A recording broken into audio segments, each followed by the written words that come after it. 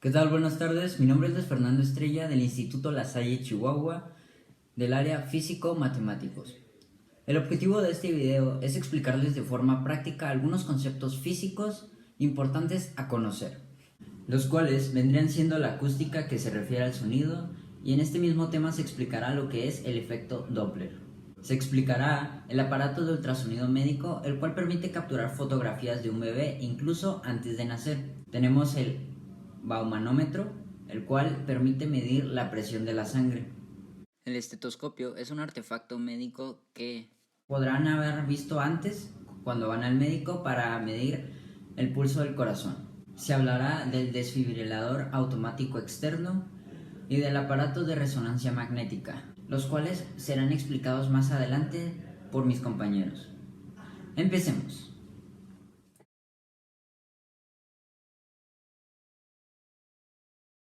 Yo voy a estar explicando un poco la teoría de los temas que hay en este video. Uno de esos temas es el efecto Doppler. ¿Qué es el efecto Doppler? Sé que te puede sonar algo no conocido. Déjame te pongo un ejemplo. Estás en el Grand Prix de Mónaco, estás en la línea de meta, estás viendo tus corredores preferidos, ya sea Lewis Hamilton, el Checo Pérez, Verstappen, y estás disfrutándolo. Cuando vienen acercándose a la línea de meta, se escucha un ruido muy agudo. Y mientras van pasando la línea de meta y se van alejando más, ese sonido se hace un poco más grave. Eso es a lo que le llamamos el efecto Doppler. Déjame te enseño un ejemplo. Again, he might realize that that's maybe not a bad place to be. Checker with Giafoni working him. Right, back in the field. Aquí lo que vemos en el video es que cuando se van acercando los carros, las ondas sonoras se van acercando a nuestros oídos con más frecuencia, haciendo que las percibamos como más agudas. Y cuando se van alejando los carros, las ondas sonoras se van distanciando un poco más de cada una y el sonido se hace un poco más grave. Eso es lo que ocasiona el cambio de sonido. Y esto es muy interesante porque lo vemos en la vida diaria. Si vemos a alguien, no sé, a un carro pasar y ese carro está emitiendo algún sonido, el sonido va a parecer más agudo cuando viene hacia nosotros y va a parecer más grave cuando se está alejando de nosotros. O una ambulancia con la sirena, es el mismo concepto. El mismo concepto del efecto Doppler también afecta a la óptica. Digamos que somos unos astrónomos y estamos viendo estrellas. Los astrónomos generalmente se guían de los colores de las estrellas para saber qué tan lejos están. Si vemos una estrella roja, significa que se está alejando de nosotros. Si vemos una estrella azul, por las ondas de la luz que se están comprimiendo cuando vienen hacia nosotros, significa que se está acercando. Otro de los temas que se va a abarcar en este video es el ultrasonido. ¿Qué es el ultrasonido? Son ondas que, puesto en palabras simples, el humano no puede escuchar. Este ultrasonido tiene ondas de frecuencia mucho más elevadas a la que el humano puede percibir. El ultrasonido generalmente empieza a clasificarse como tal después de los 20.000 Hz o los 20 kHz. Esto se debe a que el humano de ahí en adelante no percibe nada. Sus usos son más bien médicos y de diagnóstico o terapéuticos. No sé si han visto algún terapeuta usar máquinas de ultrasonido para tratar esguinces, rupturas de ligamentos. Es básicamente para lo que se utiliza.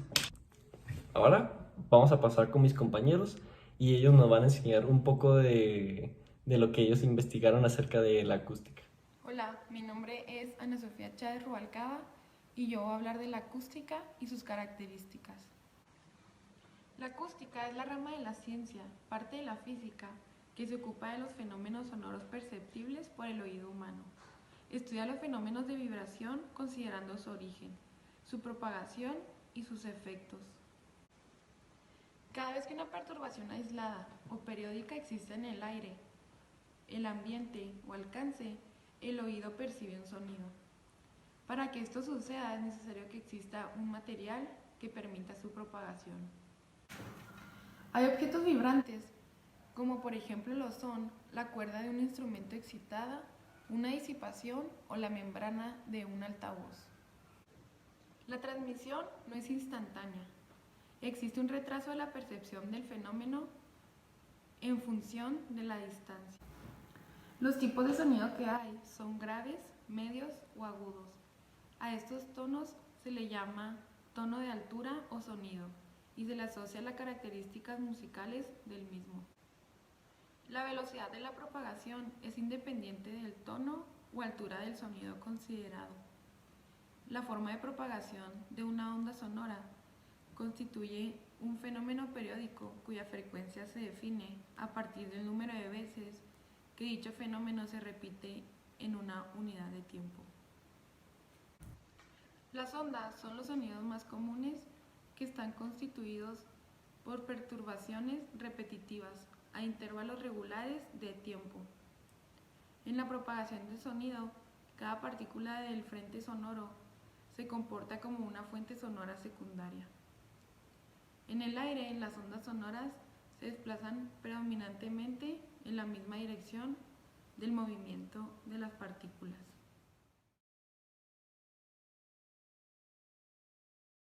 Mi nombre es Samantha Heinrich y les voy a presentar sobre la resonancia magnética. El objetivo principal de la resonancia magnética es que, a diferencia de otros procedimientos peligrosos como los rayos X, esta produce imágenes del interior del cuerpo en alta resolución, ayudando así en el diagnóstico de diversos problemas de salud, por ejemplo el cáncer. También examina los órganos, los tejidos y el sistema esquelético, y todo esto sin consecuencias a la persona que se le está tomando. La resonancia magnética es una técnica que abarca el ámbito de las ciencias experimentales y de las ciencias de la salud.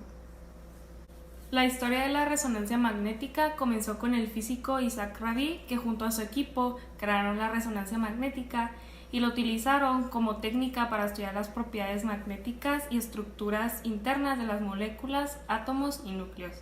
Después, en 1971, Raymond van Damadian inventó la primera máquina de escaneo de resonancia magnética, principalmente para el cáncer, porque con ella se lograba diferenciar entre los tumores malignos y el tejido normal. Las tecnologías fueron avanzando y en el año 2003 el químico Paula Tebur y el físico Peter Mansfield ganaron el Premio Nobel de la Medicina por producir una imagen útil y poder identificar y localizar exactamente de dónde provenía. Después se convirtió en la resonancia magnética nuclear y desde entonces es utilizada para determinar la estructura química de las sustancias en un método no invasivo y mejoró el diagnóstico de muchas enfermedades, siendo valiosa especialmente en los estudios del cerebro y de la médula espinal. Hola, mi nombre es Gabriela Preto y voy a presentar la resonancia magnética. Un equipo de resonancia magnética está conformado por un magneto de gran tamaño, que es el dorado que vemos aquí. Los magnetos que utilizan estas máquinas en la actualidad son construidos en una aleación llamada niobio de titanio y pueden generar un campo magnético de unos 3 teslas, que serían como 1000 veces más fuerte que el campo magnético terrestre. Para que pueda generar un campo magnético de estas características, este material debe enfriarse con hidrógeno líquido hasta casi los 270 grados bajo cero. Por eso es normal ver en los hospitales o clínicas casillas de recarga de hidrógeno líquido.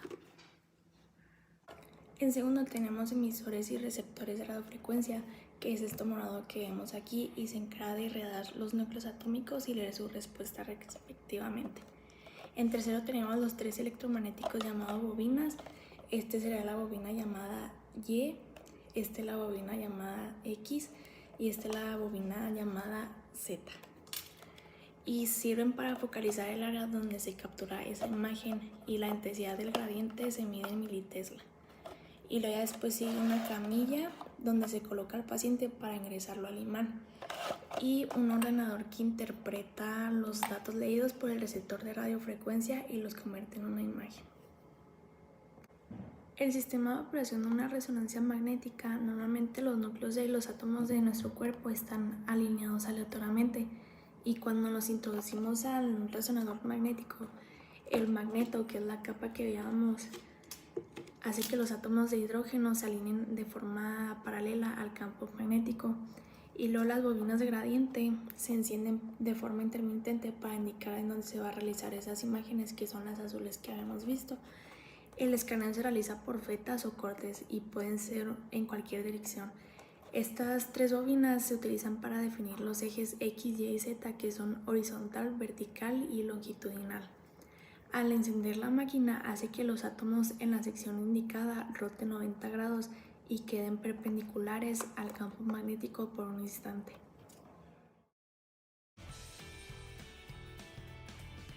Soy la doctora Arriola. Hola doctora, ¿cómo está? Muy bien, ¿y usted? Muy bien, estoy nerviosa. No, ¿por qué? Pues es mi segunda vez, pero tengo nervios. No se preocupe, vamos a checarla. Primero le voy a poner un poquito de gel, va a estar un poquito frío, pero es para el ultrasonido. Ahora voy a pasar el transductor por su panza. ¿Qué hace esa cosa? Este emite unas ondas para poder así capturar la imagen del bebé acá en el ultrasonido. Mira, ahí está su bebé.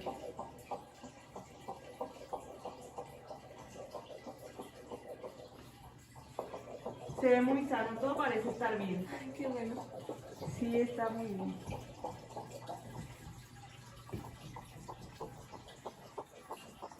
¿Este es el corazón? A partir del siglo XVIII se hace notar el ultrasonido como un fenómeno de la naturaleza, cuando el biólogo italiano Lazzaro Spallanzani descubre en el año 1700 la existencia de las ondas sonoras, observando cómo los murciélagos atrapaban a sus presas. Cuando terminó la Segunda Guerra Mundial, comenzó el desarrollo de equipos de diagnóstico en medicina, cuando grupos de investigadores japoneses, americanos y de otros países de Europa trabajaron para fabricar los primeros prototipos de equipos de diagnóstico médico con imagen analógica. El primer aparato de ultrasonido se desarrolló en 1950, pero no fue sino hasta 1980 cuando se pudieron adquirir imágenes en tiempo real. Al comenzar la década de los 70, se introduce el Scan Converter, con el cual se logran las primeras imágenes de la anatomía en escala de grises. La ecografía es una técnica diagnóstica que emplea el ultrasonido para definir los órganos del cuerpo humano. Posteriormente, los ginecólogos comienzan a explorar la anatomía fetal in útero mediante la ecografía. Casi simultáneamente, los cardiólogos comienzan a emplear la ecografía para estudiar el corazón tanto en su estructura como en su función. El transductor es el elemento que envía y recibe las ondas sónicas, mientras que la central de procesos CPU es la parte que hace todos los cálculos con la información dada por el transductor. Los controles del transductor son con los que se puede cambiar las frecuencias de las ondas sónicas emitidas por el transductor y su amplitud. La pantalla es donde se muestra la imagen del ultrasonido, mientras que el teclado es en donde se introducen los datos del paciente y se ponen anotaciones. El sistema de almacenamiento de datos es en donde se pueden guardar las imágenes y los datos del paciente, mientras que en la impresora es para imprimir la imagen obtenida del ultrasonido. El ultrasonido se divide en dos categorías, el diagnóstico y el terapéutico. El diagnóstico es una técnica no invasiva para producir imágenes dentro del cuerpo. Los transductores producen ondas sonoras arriba de 20 kHz, que es arriba del umbral del oído humano. La mayoría de las ondas de ultrasonido se colocan en la piel, pero para optimizar la calidad de las imágenes, las ondas se pueden colocar dentro del cuerpo. El terapéutico no produce imágenes y se utiliza de igual manera con ondas sonoras de 20 kHz o más. Entre sus funciones pueden ser mover o empujar el tejido y disolver coágulos, etc.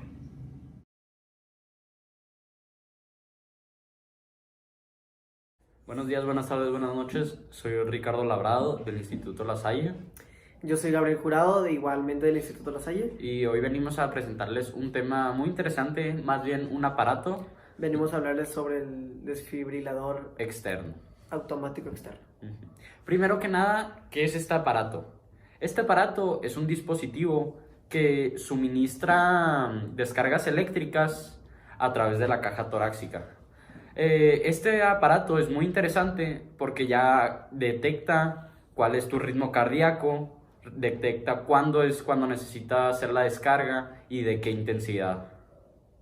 Bueno, también yo por mi parte les voy a platicar, pues, para qué sirve, ¿no? Y bueno, básicamente para lo que sirve este aparato es para lograr volver a tener volver a conseguir el ritmo cardíaco en una persona cuando le da un infarto, un ataque al corazón, exactamente. Este aparato no solo se recomienda para los hospitales, inclusive, los hospitales son quienes lo recomiendan para, por ejemplo, para empresas, ya que los ataques al corazón, aunque tal vez nosotros no conozcamos a alguien, son más comunes de lo que, exacto, son más frecuentes. No sabía. Son más frecuentes de lo que nosotros pensamos. Ok. Y siempre es bueno tener un desfibrilador a la mano. O sea, no solo es para el hospital. Exactamente. Lo puedes tener, se recomienda mucho en las empresas En grandes. las empresas privadas Sí, o públicas. Exactamente. Ya que, pues también es de hecho fácil de usar. Claramente hay que saber utilizarlo, después explicaremos cómo. Como pero... tener un entrenamiento previo. Exactamente. Y es muy bueno conocer todo este tipo de medidas. Ok. Y luego también, pues, ya les iremos explicando de todo, pero básicamente eso es para qué sirve. Eso es qué es el desfibrilador. Bueno, ahora les vamos a poner un video de una profesional usando el desfibrilador para que vean cómo es más o menos, cómo se usa.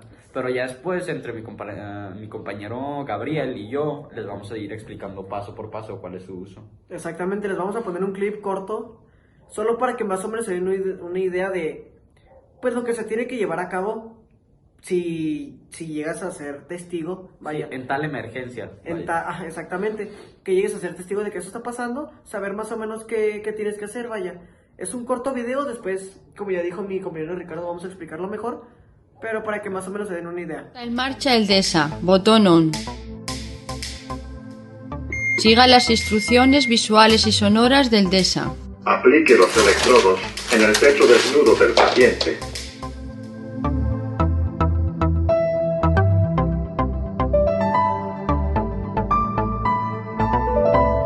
Enchufe el conector de los electrodos junto a la luz intermitente, analizando el ritmo cardíaco.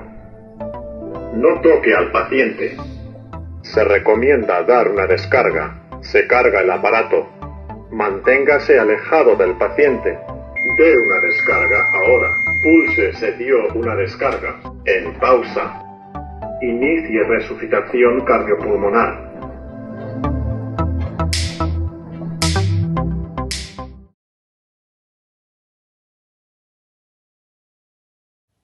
¿Qué tal? Buenas tardes, nos da mucho gusto saludarlos. Nosotros somos Joel Arrantia y Antonio Sigala. Somos alumnos del Instituto La Salle de Chihuahua.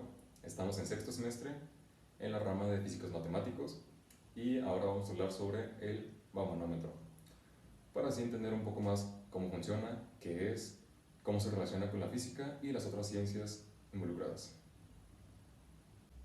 Pues bueno, primero nos tenemos que preguntar, ¿qué es un baumanómetro? Pues bueno, un baumanómetro es un instrumento médico que se utiliza para medir la presión en la sangre. Esto quiere decir que mide la fuerza que ejerce la sangre sobre las arterias. Bueno, durante este proceso se lleva a cabo el flujo y el gasto. Son temas muy útiles en el área de la hidrodinámica. Es un área de la física la cual estudia la hidráulica, la que se encarga de analizar los líquidos en movimiento.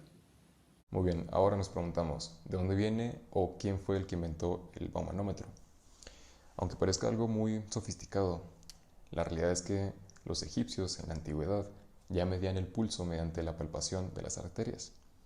Sin embargo, la medición de la presión arterial se comenzó a usarse a mediados del siglo XIX. Stephen Hawes fue el primer doctor que realizó los primeros experimentos para medir la presión sanguínea. El experimento que realizó fue canalizar la arteria de una yegua con un tubo de vidrio y observó que la sangre se elevaba con el ritmo del corazón de la yegua. Gracias a esto hubo muchos experimentos con muchos otros científicos que hicieron pruebas más exóticas o más elaboradas. O unos que nomás era con puro vidrio, unos hicieron agua, aire y los más sofisticados fueron de mercurio. El problema con estos experimentos es que son experimentos invasivos. Esto quiere decir que para que cumpla su objetivo se tienen que introducir directamente en el sistema circulatorio. No fue hasta 1855 hasta que los científicos buscaron alternativas nuevas para evitar estos problemas y daños en el cuerpo. En 1905, gracias al médico ruso Nikolai Korotkov, inventó el baumanómetro no invasivo. Y gracias a esto, 10 años después, William A. Baum, en 1915, inventó el baumanómetro estigmomanómetro, que es el baumanómetro que conocemos hoy en día. Bueno, los baumanómetros existen 3 clases más famosas, serían los digitales como este, los que tienen una aguja indicadora y también los de la vara de mercurio. Ahorita en este momento vamos a hablar del digital porque pues en este momento es lo más moderno, es lo más común.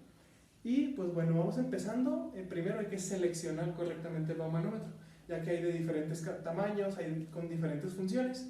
Entonces, ya sea un tamaño mal adecuado o también las preparaciones previas a la medición de la presión puede causar una disminución o una diferencia de precisión a la hora de medir la presión. Entonces, este sería un baumanómetro digital, aquí lo vamos a mostrar. Y se compone, los estándares, los más normales, de 6 componentes. Uno sería el brazalete, este es un brazalete de plástico. El segundo sería una bolsa inflable, esta bolsa está aquí adentro, es lo que se infla a la hora de activar el compresor. También tenemos el mismo compresor que está aquí adentro. También tenemos una microcomputadora, una pantalla LED para que nos muestre los datos y pues claramente el manómetro, que es el medidor de la presión en este caso. Entonces se componen de estos 6 componentes y ahora vamos a mostrar la forma de utilizarlo. Bueno, ahora vamos con el correcto funcionamiento de lo que sería el baumanómetro. Primero que nada hay que elegir bien el tamaño, ya que pues hay diferentes tamaños y eso varía en la precisión a la hora de medir la presión. Estamos hablando de que de su codo a su hombro tiene que abarcar un 60 o un 80% de lo que sería esta parte de aquí. También media hora antes no se debe ni de consumir alcohol, ni de hacer ejercicio, ni tomar bebidas con cafeína y tampoco usar tabaco. Entonces, una vez que tengamos estos requisitos, podemos empezar. Se divide en 3 etapas. Primero es cuando está el brazalete completamente inflado, se activa el compresor, llena la bolsa inflable de aquí y eso va a tapar completamente la arteria, va a impedir el flujo sanguíneo. Eso lo que va a hacer es que no se emita ningún tipo de sonido, ya que no hay flujo, no hay sangre pasando por la arteria. Entonces, después de eso va disminuyendo la presión aquí generada por el brazalete, va disminuyendo gradualmente. Y eso hace que poco a poco el flujo se empiece a regular, eso empieza a generar sonidos. Con ese sonido, con la presión a la mitad, se conoce como la presión sistólica. Y por último, la tercera etapa es cuando se desinfla completamente. En ese momento se genera la presión diastólica y es la que en el momento en que la presión está circulando normalmente. Entonces estos serían los pasos, son muy sencillos y pues al ser digital aquí mismo en la pantalla le generan los datos, le generan los tiempos y ya usted lo reporta en una bitácora. Hey, buen día, yo soy Santiago Alvidres. Voy a presentar todo lo que es el estetoscopio, su historia, características, esquema y partes. Y te felicito por haber llegado hasta aquí, por tu curiosidad y concentración para la física. Todos sabemos lo que significa el estetoscopio para los médicos. Es más que un instrumento, es un símbolo. Pero la pregunta es, ¿cómo se originó tal instrumento? Bueno, sabemos que el estetoscopio es un gran símbolo, ¿no? Para los médicos. Pero, ¿cómo estuvo antes el origen? Bueno, antes los médicos examinaban a sus pacientes de manera muy tradicional, oreja a tórax. Hasta que en 1816, un médico francés llamado René Laennec, el cual utilizaba un tubo de papel para examinar a sus pacientes, ya que no le gustaba poner la oreja en el pecho de sus pacientes, le parecía vergonzoso, le daba pudor. Entonces tuvo un descubrimiento. Vamos a echarle un vistazo a cómo estuvo ese lugar en la historia.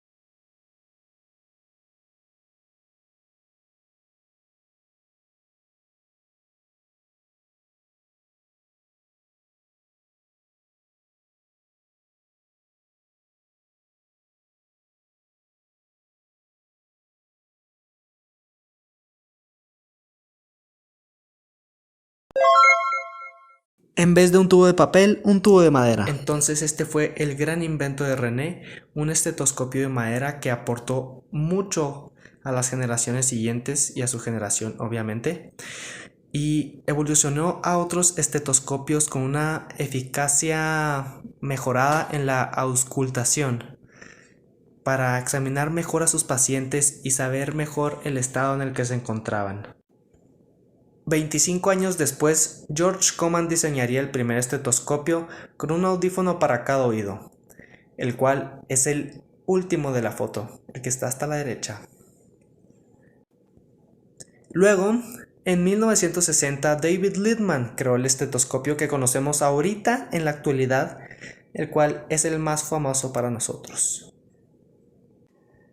Esos son los estetoscopios y su evolución. Más adelante explicaré los tipos que hay ahorita en la actualidad. Y seguimos con las partes del estetoscopio. Ahora, yo te voy a hacer la pregunta. ¿Cuáles son las partes?